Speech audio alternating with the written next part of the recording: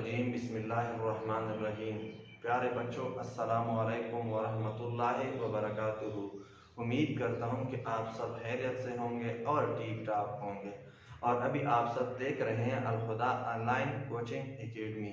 और आज का जो हमारा सब्जेक्ट है वो सोशल स्टडी क्लास 7 का है, जिसमें आज का हमारा जो टॉपिक है वो है मास वेस्टिंग, जिसको उर्दू में दूधी ज़िया कहा जाता है या दूध ज़िया कहते हैं।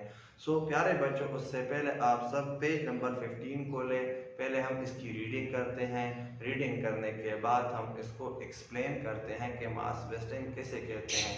उससे पहले हमने हयातियाती फरसूकी पढ़ा था, जिसके मुख्तलिफ रीज़न थे, सबब थे, असबाब थे, वो भी पढ़ते हैं। लेकिन आज का जो हमारा टॉपिक है वो है मास वेस्टिंग।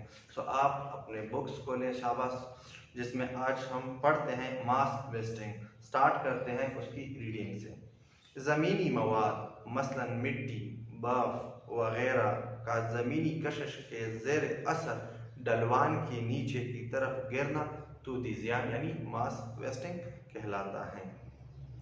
दूधी ज़िया में नीचे गिरने वाली ज़मीनी मवाद मुख्तलिफ शक्लें इख्तियार कर लेता है, जिसको लैंड स्लाइडिंग, मड स्लाइडिंग। दूधी ज़िया की ऐसी सूरतें हैं जिनमें मिट्टी और बर्फ़ वगैरह बुलंद सतहों से ज़मीनी कशिश के ज़ेर असर नीचे की तरफ गिरते हैं।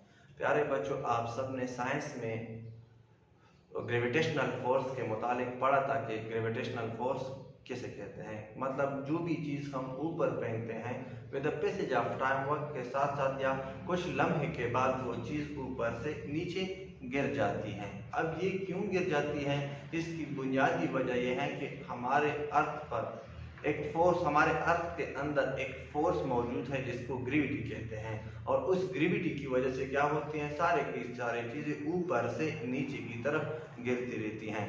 तो आज ये टॉपिक बिल्कुल उसी के साथ लिंक है। ज़मीनी मवाद मसलन मिट्टी। ज़मीनी मवाद में असल हमारे साथ मिट्टी होती है, पत्थर वगैरह होते हैं, रेत वगैरह होती है, ये सारे के सारे क्या हैं, ज़मीनी मवाद हैं। बर्फ़ वगैरह का ज़मीनी कशिश के ज़ेर असर डलवान से नीचे की तरफ गिरना दूधी ज़िया कहलाता है। लेट सपोज पहाड़ है या चट्टान है या एक डलवान है। डलवान इसी तरह एक स्लोप नुमा शेप को कहते हैं, क्या कहते हैं उसको, डलवान कहते हैं। जब उन पर बारिश होती है या ग्लेशियर आते हैं या उन ऊपर पानी गिरता है तो एज अ रिज़ल्ट उससे मुख्तलिफ किस्म के ज़मीनी मवाद जो होते हैं वो नीचे की तरफ स्लाइड करना शुरू कर देते हैं या नीचे ऊपर से नीचे की तरफ गिरना शुरू कर देते हैं। तो इसको हम क्या कहेंगे, मास वेस्टिंग। तो बच्चों, इसको हम क्या कहेंगे, मास वेस्टिंग में मीन मतलब है दूधी ज़िया। दूधी ज़िया में नीचे गिरने वाले ज़मीन मवाद मुख्तलिफ शक्लें इख्तियार कर लेता है। अब ये लाजमी नहीं है, ये ज़रूरी नहीं है कि ऊपर से जो नीचे चीज़ें गिरेंगी वो सारे के सारे लैंड स्लाइडिंग के ज़िम्मे में आएंगी, या उसको हम सिर्फ और सिर्फ लैंड स्लाइडिंग कहेंगे। अब ऊपर से ये भी हो सकता है कि जो पत्थर वगैरह, छोटे छोटे पत्थर भी ऊपर से गिर सकते हैं। इसके अलावा और भी चीज़ें जो है ना, ज़मीनी मवाद जो हैं जो कि मौजूद हो डलवान के ऊपर, वो भी आसानी के साथ या इजीली जो है ना स्लाइड होकर नीचे गिर सकते हैं। अब जब पानी या मतलब मट्टी जो है ना ऊपर से नीचे की तरफ गिरता है तो उसको हम क्या कहेंगे, लैंड स्लाइडिंग। जब डलवान से पानी के जरिए, पानी की वजह से मिट्टी ऊपर से नीचे की तरफ स्लाइड करके ज़मीन की सतह पर पहुंच जाता है या गिर जाता है तो इसको हम क्या कहते हैं, लैंड स्लाइडिंग।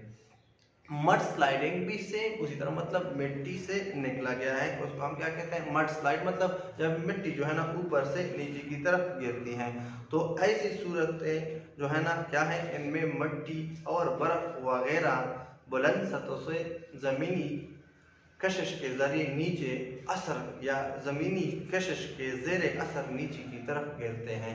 तो इसके अलावा बर्फ़ अगर ऊपर मौजूद है तो वो भी जो है ना पानी की वजह से या लैंड स्लाइडिंग की वजह से या इसकी वजह से और मुख्तलिफ रीज़न की वजह से नीचे की तरफ गिर सकता है।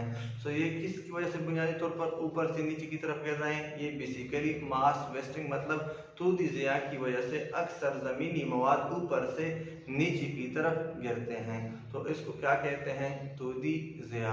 ये बच्चों आपका इंतहाई अहम टॉपिक है, इसको गौर से सुने और इसको जो है ना गौर से पढ़ें और सीखने की कोशिश करें। और इसको जो है ना इसकी मास वेस्टिंग आपके एक्सरसाइज में भी इसकी डिफिनीशन मौजूद है कि मास वेस्टिंग किसे कहते हैं। सो आप सब यहाँ से इसकी डिफिनीशन मतलब इसका तारुफ जो है ना याद करें और ये आपका होमवर्क है।